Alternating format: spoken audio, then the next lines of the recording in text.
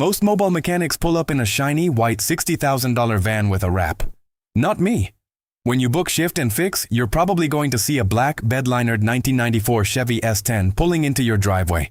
That's Roach. She's got 231,000 miles, and let me tell you, she has stories that would make a Ferrari blush.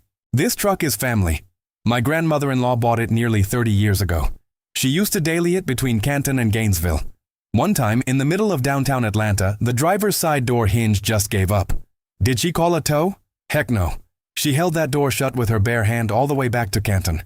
The next day, my grandfather-in-law fixed it by welding the hinge. To this day, you don't just close that door, you negotiate with it. Then there was the time she lost reverse in a parking garage. Most people would be stuck. Not Grandma. She just drove it straight over a walkway, pulled a U-turn, and kept going. That gave the truck its famous death wobble. By the time I started driving it in 2016, the steering had so much play I felt like I was chauffeuring a school bus on a boat. In 2023, life hit me hard. I was carless, broke, and my family was drowning in medical bills from my newborn son's NICU stay. This truck was the only thing keeping me moving. It was faded pink and tired, but it always started. Being a mechanic, I couldn't leave her like that. I rebuilt the cooling system, the brakes, and the full AC. Because look, I'm a mechanic, not a martyr.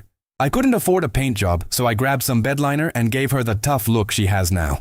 I named her Roach because you just can't kill her. She taught me that if you take care of a machine, it'll take care of you. She never left me stranded on the road.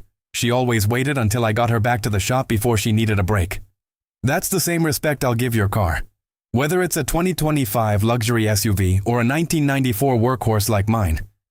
Don't shift your life to fix your ride. Let the S10 and I come to you.